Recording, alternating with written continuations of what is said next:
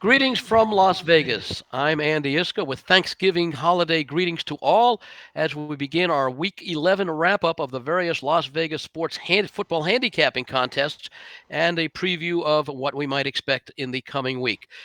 Week 12 is about to get underway, and of course, it's Thanksgiving week, and we'll talk about the implications that has for the Survivor contest by Circa. But we're going to start with our recap of Week 11's results for the other four contests as we get set for a football weekend that begins on Thursday, includes for the first time ever a Friday NFL game, and then, of course, the rest of the Sunday, Monday schedule. The Golden Nugget is the contest that combines both college and pro football, with the contestants making 7 selections a week against a static point spread, and that contest involves a combination of college, pro, or one or the other. 153 entries this year. They've made a total of 77 selections through the first 11 weeks of the season. There is a single leader with a record of 49, 27, and 1. That's a possible 77 points. That's 49.5 and translates to 64.3% winning percentage. Of the 153 contestants, only 11 are hitting at 60% or more. That represents just 7.2% of the field. And as I've noted in past weeks, that 64.3 winning percentage is rather low compared to what we've seen, not just at this stage through past seasons, but even at the end of the season. Usually the winner of this contest is up there in the high 60s and sometimes even the low 70s. We'll now turn to the exclusive NFL only contest, beginning with the two contests sponsored by the Westgate Superbook Race and Sports Department. The two contests we cover, the Super Contest Classic and the Super Contest Gold. We begin each week by looking at the consensus plays for the various contests. The Super Contest Gold is the winner-take-all prize of $460,000 that carries a $5,000 entry fee, meaning that there are 92 entries thus far or for the season in this contest.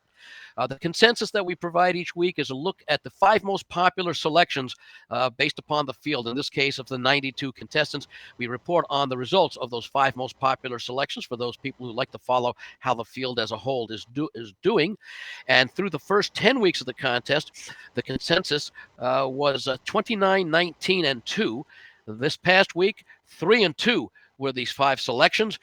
Bringing to the year-to-date results 32, 21, and 2, a possible 33 of a possible 55 points for a 60% winning percentage. Of the 5 selections, the winning selections were the Rams, the Browns, and the 49ers. Those were selections 2, 3, and 4 in popularity.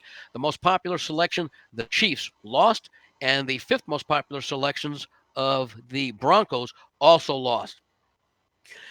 There's one leader in this contest with a very impressive record of 40, 14, and 1. Again, 1 point for a correct point spread result, 1 half point for a push, and 0 for a point spread loss. So of the 55 selections made thus far this season, 40.5 is what the leader has. 40, 14, and 1. That's 73.6% winning percentage. In the field of 92, there are 12 contestants, or 13.0% of the field, currently hitting at 60%. And normally 60% is an outstanding record and a good benchmark that handicappers and bettors use to look in defining what a successful season is. We turn now to the contest that's been around the longest of the major contests, and that's also at the Westgate Superbook, and that's the Super Contest, what's now known as the Classic, the differentiated from the Super Contest Gold. This contest attracted 1,301 entries for the 2023 season. Looking at the consensus, entering Week 11, the consensus was similar, 29, 19, and 2, similar to that of the Super Contest Gold. However, the contestants this week in the consensus did not perform as well, going just 1, 3, and 1 against the point spread, bringing the year-to-date consensus record for the main contest with the 1,301 entries to 30, 22, and 3. That's a 57.3% winning percentage, as the consensus has earned 31.5 out of a possible 55 points. Interestingly enough, the leader of the Super Contest Classic has a record identical to the leader of the Super Contest Gold. That record is 40, 14, and 1. for 40 and a half of a possible 55 points, and that's as in the Super Contest Gold, a 73.6% winning percentage. Looking at the selections this week, the one winning selection was actually the top selection on the Rams. The three selections that lost to the point spread were selections 2, 3, and 4 on the Dolphins, Chiefs, and Broncos. And the one push came into play with the fifth most popular selection, the Arizona Cardinals, which in the contest got +5 in their 5-point loss, their 21-16 loss to the Houston Texans. Thus far for the season, 138 of the 1,301 entries are at 60% or better, and that represents 10.6% of the field. So basically, one out of every contestant is hitting at 60%, which is certainly, as indicated earlier, the benchmark of a successful season, with just under half of the season remaining. Turning now to what have become the two most popular contests in Las Vegas, even though they're only 4 and 5 years old, respectively, and those are sponsored by the newest mega resort in Las Vegas as far as sportsbooks are concerned, and that's the Circa Race and Sportsbook, part of the Circa Hotel and Casino. Similar to the Westgate contest, where you make 5 selections a week against a static point spread, this contest drew a record 5,274 entries for the Circa Millions, which is the one that I just indicated is fashioned along the lines of the Westgate contest. The consensus prior to this past week, 26, 21, and 3. This past week, the contestants in the consensus, or the consensus selections of the contestants, 2 and 3. I'm just pausing because I need to do a cough and we can pick up from that point. Excuse me. I'll count down. Is that okay that we continue? Go right ahead and continue, Andy. You're fine. Okay, I will count. I'll count No down. countdown. Go ahead. Continue. Okay. The consensus thus far through the first 11 weeks is therefore 28, 24, and 3 for 30 of a possible 55 points, 53.6 winning percentage for the top picks in the consensus as a whole, though it's not quite the same as 60%. With over 5,200 contestants, that's a pretty good representative mark of what's been at least a somewhat slightly profitable season. The 5 selections last week, the top 2 selections comprised the 2 winning selections of the consensus, the Browns and the Rams. Selections 3, 4, and 5 accounted for the 3 losing consensus selections, those in order: the Dolphins, the Chiefs, and the Broncos. There's one leader in this contest of the Circa Millions with a record of 39, 14, and 2. That's a total of 40 of a possible 55 points, 72.7% winning percentage, very nice for the current leader. Of the 5,274 contestants, not surprisingly, and sort of in line with the Super Contest Classic, 545 of those 5,274 are at 60% or better, making it pretty much the same. This is 10.3% of the original field. I will point out that this last week in the Circa Millions was very interesting in the fact that there were 14 games, so there were 28 teams in action. 11 of those teams received at least 1,000 selections, and actually it was close to 12 as Buffalo had 999 contestants or entries make that selection. That's basically about 19% of the entire field comprised would equal 1,000 selections. That's a very heavy sentiment for picking a team. Usually it's much more disparate, with maybe only a handful of teams getting 1,000 selections each week out of 5,200.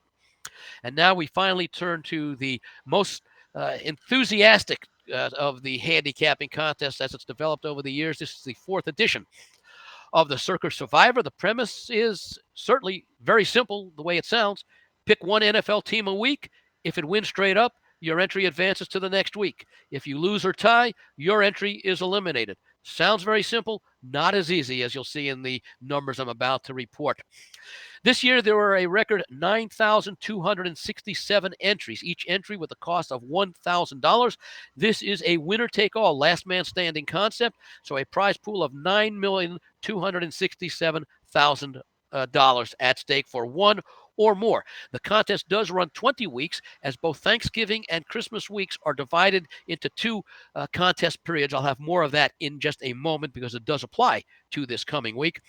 Of the 9,267 original entries, 8,658 were eliminated in weeks 1 through 10, meaning that entering week 11 this past week, 93.4% of the field had been eliminated. So you can see it's not as easy as it looks. Now, I did not mention, I neglected at the top to mention that you can only pick a team once in this contest. It's not like a point spread contest where you're free to use a team multiple weeks because point spreads are involved. Here, you're only allowed to pick a team once for winning straight up.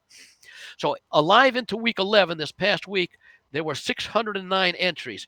38.9% of the field was eliminated on just two teams last week. 237 entries were eliminated. 235 of them on the Washington Commanders, who were upset by the New York Giants, and two entries lost when the Los Angeles Chargers failed to again hold a fourth quarter lead and lost to Green Bay at Green Bay. Interestingly and somewhat satisfyingly, for the first time in many, many weeks, there were no selections eliminated due to the failure to make a pick. All 169 entries did make a pick this past week. As a result, advancing to week 12 of the contest this coming week, 372 or 4% of the original field still remain alive for that $9,267,000 prize. The imputed value of the entry, meaning how much is each entry worth if all remaining 372 entrants were to split the prize. They all went perfect the rest of the way, or they were all eliminated, let's say, this week. $24,911 is the imputed value of each of those 372 entries. Now, I mentioned about the two special weeks, Christmas and Thanksgiving. They're divided into two parts. So the contestants who are still alive, those 372 entries, must make a selection for the games to be played on Thanksgiving Thursday and Black Friday. And there are three games on Thursday, one game on Friday, making for a total of four games in the first half of this week's card or contest card. And that means you've got 8 teams to choose from. So those 372 contestants better have had at least one of those 8 teams yet to be picked. Hopefully 2 or 3 of them, because the field is somewhat narrow when you're talking about just 8 teams to select from, especially with most of those teams having successful seasons to date. I don't think you could say the same about Green Bay and Washington, but the other 6 teams in action, and maybe the New York Jets to a certain extent would fall in that category. So quality teams somewhat limited. Those who advance by picking a winner on Thursday or Friday go to, let's call it week 12, part 2, which are the games to be played on Sunday and Monday, the 12 remaining games. Those who survive Sunday will advance to the regular one section of the Week 13 contest, as there are no games outside of the Thursday night and the Sunday Monday game. So next week's report will cover the results of both the Thursday, Friday, and the Sunday Monday games, the 2 weeks that comprise part of Thanksgiving week. That will be repeated again in Christmas week if there are any entries still remaining. And based upon the last few years, we've had this split week into effect for a couple of years. There will be entries remaining, because for the first 4 years of this contest, there were multiple people who went through the entire NFL season without having picked a single losing team. So that's the wrap up for week 11 and the introduction into week 12. Everyone have a wonderful Thanksgiving holiday weekend. Stay safe, stay happy, enjoy football, family, and friends. And we'll be back again next week with another contest update.